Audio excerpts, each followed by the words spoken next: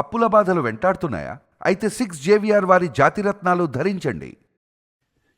ఈ వీడియోని నేను ఎప్పుడో చేయవలసి ఉంది, కానీ ఇప్పుడు ఈ మధ్య ఒక వీడియోని కత్తి పద్మారావు గారు చేసినటువంటి వీడియోని చూసి, అరే ఇప్పటికీ కూడా అదే వాదన వినిపిస్తా ఉన్నాడు, వాస్తవాలు తెలియజేయాలి అనే ఉద్దేశంతో అతను చెప్పినటువంటి దానిలో ఎంత వాస్తవం ఉంది అనేది ప్రజలకు తెలియజెప్పడానికి ఈ వీడియో చేస్తున్నా. కారంచేడు సంఘటన 85లో జరిగినటువంటి సంఘటనలో మాదిగ కులస్తులు చనిపోయారు. గ్రామస్తులు చేసినది తప్పిదమే, కానీ దానిలో మా నాన్నగారి ప్రమేయం ఉన్నది, మా ఇంటి దగ్గర సమావేశం అయింది అని పదే పదే నమ్మబలికాడు కత్తి పద్మారావు గారు. ఇది కేవలం ఆయన స్వార్థంతో, ఆయన ఒక ఉద్యమ నాయకుడిగా బలపడటానికి, ఆ రకంగా ప్రచారం పొందటానికి ఆయన చేసినటువంటి ఒక చర్య. అంతేగాని మా తండ్రి గారికి ఎటువంటి సంబంధము లేదు. ఆ రోజు యాక్చువల్గా మా తండ్రి గారు హైదరాబాద్లో ఉన్నారు. 10 గంటలకి కారంచేడు వచ్చారు. ఇది ఉదయం 9 గంటల 8 గంటల ప్రాంతంలో జరిగింది ఈ సంఘటన. ఈ సంఘటనకి మా నాన్నగారికి సంబంధం ఏంటో నాకు అర్థం కాలేదు. ఆయన దగ్గరికి సంఘటన అయిన తర్వాత వచ్చారు అనేటటువంటిది నిజం. 85 జూన్ మాసం అనుకుంటాను, 14వ తారీఖు 15వ తారీఖు జరిగింది. అసలు జరిగింది ఏంటంటే, అక్కడ ఒక మాదిగ కులస్తురాలు సుజాత అనుకుంటాను ఆ పేరు, ఆవిడ అక్కడ చెరువు దగ్గర శ్రీనివాసు అనే అతను గేదెను కడుగుతూ ఉంటే ఆవిడ అబ్జెక్షన్ చెప్పింది. శ్రీనివాస్కి ఆవిడకి ఘర్షణ జరిగింది. ఘర్షణ అంటే వాదన జరిగింది. ఆవిడ ఆ పక్కనే ఉన్నటువంటి కష్టంలో ఉన్నటువంటి సమావేశమైనటువంటి మాదిగ కులస్తుల దగ్గరికి వెళ్లి ఆవిడకి సహాయం కావాలని చెప్పి అడగ్గా వాళ్ళు వచ్చి శ్రీనివాసుని కొట్టారు. శ్రీనివాసు ఊళ్ళోకి వచ్చి సీతారామయ్య గారి తమ్ముడు ప్రసాద్ అనేటటువంటి వ్యక్తి దగ్గరికి వచ్చి ఇలా జరిగింది అని అంటే ఈ ప్రసాద్ కూడా వెళ్ళాడు. ప్రసాద్ వెళితే ప్రసాద్ని కూడా కొట్టారు. ఇంతటితో అక్కడ ఆ సంఘటన ఆగిపోకుండా ఈ ప్రసాద్ వీళ్ళందరూ వచ్చి ఊళ్ళోకి ఈ సంఘటన గురించి చెప్పారు. ఎప్పుడైతే ఈ సంఘటన గురించి చెప్పారో గ్రామస్తులు కొందరు ఆ రోజు రాత్రి రామాలయంలో సమావేశమయ్యి, రామాలయం దగ్గర వాళ్ళు చర్చించుకోవటం జరిగింది. ఒక రకంగా రెచ్చగొట్టడం కూడా జరిగింది ప్రజల్ని, అక్కడ ఉన్నటువంటి వాళ్ళని. అయితే అది అంతటితోటి ఆగితే పోలేదు. వాళ్ళు వచ్చి సీతారామయ్యతో చెబితే సీతారామయ్య అనే వ్యక్తి తర్వాత చూద్దామన్నారు. తర్వాత బంగారబాబు గారు, ఊరికి పెద్దగా ఉన్నటువంటి బంగారబాబు గారు అంటారు, మదనమోహన్ గారు అని, వారి దగ్గరికి వచ్చి చెబితే ఆయన కూడా వాళ్ళకి సర్ది చెప్పి రేపు చూసుకుందాంలే, మీరు తొందరపడమాకండి అని చెప్పి పంపించారు. అంతటితోటి ఆగిపోయింది. అయితే ఈ సుజాత మామగారు ఊళ్ళో రాఘవయ్య గారు అని చెప్పి ఆ ఇంటి దగ్గర తలదాచుకున్నాడు భయంతో, ఏమో వచ్చి ఏదన్నా చేస్తారేమోనని. ఆ రాఘవయ్య తలదాచుకున్నటువంటి వ్యక్తిని గ్రామస్తులు కొందరు కొట్టడం జరిగింది. ఆ తర్వాత రాఘవయ్య పల్లెలోకి వెళ్ళాడు. తెల్లవారింది. ఈ గ్రామస్తులు పల్లె దగ్గరికి వెళ్ళారు. వీళ్ళ దగ్గర ఏమి ఆయుధాలు కానీ ఏమీ లేవు. కానీ ఏం జరిగిందనంటే, ఏదైతే మాదిగ కులస్తులు ఉన్నారో ఈ సమావేశం జరిగిన తర్వాత భయపడి వారు రెండో రోజున ఎదుర్కోవటం, వాళ్ళు కనుక గ్రామస్తులు కనుక వస్తే ఎలా ఎదుర్కోవాలని చర్చించుకుని ఒక మిద్దె మీద రాళ్లు, బరిసెలు, గడ్డపారలు అన్ని కూడా ఏర్పాటు చేసుకుని రెడీగా ఉన్నారు. వీళ్ళు గ్రామస్తులు రెండో రోజు ప్రొద్దున అరుచుకుంటూ వెళ్లారు. వెళితే వాళ్ళు ఇంకేముంది, వాళ్ళు మన మీదకి వస్తున్నారని చెప్పి వాళ్ళు గడ్డపరుగుతోటి ఈ వచ్చినటువంటి వాళ్ళలో బుచ్చినాయుడు అనేటటువంటి వ్యక్తిని, ఇంకొక వ్యక్తి నాగన్న అనే వ్యక్తిని మీద దౌర్జన్యం చేయడం జరిగింది. ఆ దౌర్జన్యంలో ఎట్లానంటే గడ్డపారతోటి పొడవుగా ఒక అతనికి పేగులు బయటకు వచ్చినాయి. ఆ పేగులు బయటకు వచ్చిన వాళ్ళని ఎమ్మటే తీసుకువెళ్లిపోయారు. డాక్టర్ నాయుడమ్మ గారు అని చెప్పి చిన్న పిల్లల డాక్టర్ గారు ఉండేవారు, మా ఊరు ఆయన వెంటనే కారులో ఈయన్ని గుంటూరుకు పంపించాడు. రెండో వ్యక్తి నాగన్న. ఈ నాగన్నకి తొడ మీద పెద్ద గాయం అయ్యింది, గడ్డపరుగు తగలటం వల్ల రక్తం కారింది.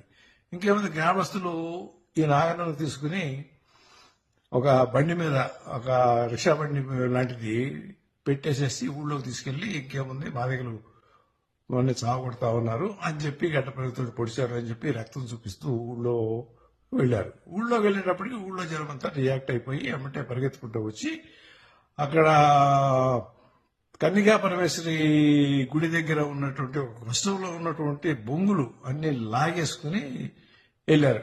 వెళ్ళేసి ఇక దొరికిన వాళ్ళని దొరికినట్టు బాధారు. బాధతో ముసలామతగా ఉన్నటువంటి వాళ్ళు ఆగిపోయారు, యువకులు అనేటువంటి పారిపోయారు. ఇది జరిగినటువంటి సంఘటన. ఆ సంఘటనలో 5 చనిపోయారు. ఆ చనిపోయిన తర్వాత ఈ గ్రామస్తులు ఈ కొట్టినటువంటి వాళ్ళు ఈ చనిపోయారు అనేటటువంటి తెలుసుకుని అప్పుడు మా నాన్నగారు ఇంకా ఊళ్ళో లేరు. ఆయన 10 గంటలకు ఇంటికి వస్తే 11 గంటలకు ప్రాయంలో ఇంటి దగ్గరికి వచ్చారు వాళ్ళు. ఇంటి దగ్గరకు వచ్చి ఇట్లా జరిగింది అని అంటే మా నాన్నగారు తిట్టి వాళ్ళని మీకేం పని పడలేదా అని చెప్పి, అటువంటి చేయడం తప్పు కదా అని చెప్పి వాళ్ళని కోప్పడి పంపించేశారు. వీళ్ళు మదన్ మోహన్ గారి దగ్గర కూడా వెళ్ళారు. మదన్ మోహన్ గారు కూడా ఆయన ఊళ్ళో పెద్ద. ఆయన దగ్గరికి వెళితే ఆయన కూడా ఇది చేయడం తప్పు, మీరు చేసింది అని ఖండించి పంపించారు. ఇది జరిగినటువంటి విషయం. దీనికి మా నాన్నగారికి సంబంధం ఎలా అడ్డగడతారు? కత్తి పద్మారావు గారు పదే దాన్ని ప్రచారం చేసి చివరికి మా నాన్నని చంపించడానికి కారణం అయ్యాడు కత్తి పద్మారావు గారు. ఆయన ఉద్యమం నేతగా ఆయన ఒక ఇన్సిడెంట్ ని చూపించి, రామారావు గారి బంధువు కాబట్టి ఆ ప్రాంతంలో ఒక అమ్మవారిలో కొద్దిగా పెద్దగా తలకాయగా ఉన్నటువంటి వ్యక్తిని ఈ విధంగా కనుక మనం టార్గెట్ చేస్తే ఉద్యమం బలపడుతుంది, తన నాయకత్వం బలపడుతుంది అనేటటువంటి ఒక స్వార్థంతో చేసినటువంటి కార్యక్రమమే కానీ మా నాన్నగారికి ఎటువంటి సంబంధం లేదు. నేను ఎప్పుడైనా చెప్తా ఉన్నాను, ఆయా ప్రాంతంలో అటువైపున ఎన్నో కొంగలవారు ఉంది, స్వర్ణ ఉంది, కారంచేడు ఉంది, ఇడపలపాడు ఉంది, రంగప్పనాయుడు వారిపాలెం ఉంది, లేకపోతే ఇంకా సంతనావరం ఉంది. మా దగ్గర కులస్తులు పల్లెల్లో ఎక్కడికైనా వెళ్ళి మనం చీరాల ప్రాంతంలో కూడా, ఎందుకంటే కత్తిపద్మారావు గారు చీరాల ప్రాంతంలోనే ఆయన పుట్టి పెరిగాడు అనేటటువంటి కూడా నాకు తెలుసు. ఆ ప్రాంతాల్లో ఎక్కడికైనా ఇప్పుడైనా వెళ్ళి మా నాన్నగారి మీద, నా మీదో, దళిత వర్గాల వారు ఎప్పుడైనా ఏ విధంగా మా ప్రవర్తన ఉన్నది ఆ ప్రాంతంలో, ఎప్పుడైనా వాళ్ళని దూషించడం కానీ, వాళ్ళ మీద ద్వేషించడం కానీ, లేకపోతే వాళ్ళకి ఇబ్బంది కలిగించడం కానీ జరిగింది అని చెప్పేటటువంటి అవకాశం లేదు. ఆయన వస్తే నేను తీసుకువెళ్తాను, ఎక్కడైనా ఒక్కచోటైనా. లేదు ఆయనకి నాకు కావాలంటే మీరు బ్యాలెట్ పెట్టండి పల్లెల్లో, నాకు బ్యాలెట్లో తప్పకుండా 70-80% నాకు ఓటు 2 పల్లెల్లో కూడా ప్రతి గ్రామంలోనూ వేసేటటువంటి అవకాశం లాగా మా యొక్క ప్రవర్తన ప్రాంతంలో ఉన్నది ఈనాటికి. ఎంతెందుకు విజయనగర కాలనీ అని చెప్పి ఈ మా దగ్గర ఎవరైతే బాధితులు అయ్యారో తర్వాత మా ఊరి నుంచి తీసుకెళ్లి చీరాలలో ఒక ప్రాంతంలో వాళ్ళందరికీ హౌసింగ్ ఏర్పాటు చేసి విజయనగర కాలనీ అని చెప్పి అది ఒక పంచాయతీలుగా ఏర్పాటు చేశారు. ఆ పంచాయతీలో 91లో ఎలక్షన్ జరిగింది. అంటే పంచాయతీ ఎలక్షన్ కాదు, పార్లమెంట్ ఎలక్షన్. నేను అభ్యర్థిని. ఎవరికేశారు ఓటు? 70% మంది ఆ పంచాయతీలో, ఇది ఈ బాధితులు సహాయార్థం ఏర్పాటు చేసినటువంటి కాలనీలో నాకు ఓటు వేశారు. అక్కడ మోహన్ రావు అనే సర్పంచ్ ఇప్పటికీ ఉన్నాడు, కనుక్కోవచ్చు. ఆయన నేను వెళితే ఆ ఊర్లో వాళ్ళంతా స్వాగతం పలికి నన్ను ఊరేగించి తీసుకెళ్లి ఓట్లేసి నన్ను గెలిపించినటువంటి విధానం ఆ ప్రాంతంలో ఉంది. ఇది వాస్తవం అయితే దీన్ని అంతటిని కూడా పక్కన పెట్టేసి ఈ పద్మారావు గారు ఇంకా సరే గతంలో అయిపోయింది అనుకున్నాం, మళ్ళీ ఇప్పుడు మళ్ళా ఫ్రెష్ గా మొదలుపెట్టినటువంటి నేపథ్యంలో నేను ఈ యొక్క వీడియో చేస్తా ఉన్నాను. తర్వాత ఇంకొక విషయం కూడా చెప్పాలి. ఏదైతే మా నాన్నగారిని చంపడం జరిగిందో నక్సలైట్లు చర్య అది.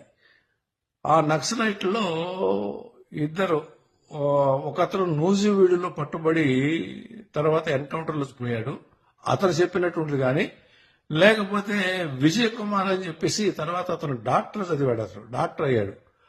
అతను నేరుగా నా దగ్గరికి వచ్చి తనకి శిక్ష పడకుండా ఉండటానికి నా యొక్క ప్రమేయం గనక ఉండి క్షమారథం మీద లెటర్ కనుక నేను డ్రాఫ్ట్ చేసి ఇస్తే అది కోర్టుకి ప్రభుత్వానికి సమర్పించడం వల్ల అతనికి శిక్ష పడకుండా పోతుంది అన్నప్పుడు నా ఎదురుగా కూర్చునే చెప్పాడు ఆయన.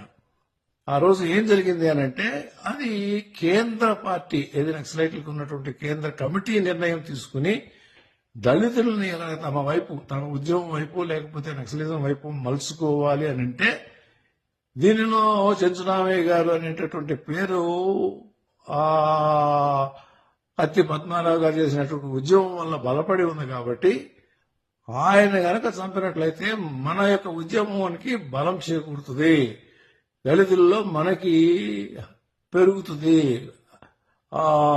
ఏది ఉద్యమం వాళ్ళ సపోర్ట్ ఉంటుంది అనే ఒక కేంద్రంలో కత్తి పద్మారావు గారు చేసినటువంటి ఉద్యమం వల్ల బలపడి ఉంది కాబట్టి ఆయన గనక చంపినట్లయితే మన యొక్క ఉద్యమానికి బలం చేకూరుతుంది, దళితుల్లో మనకి పెరుగుతుంది,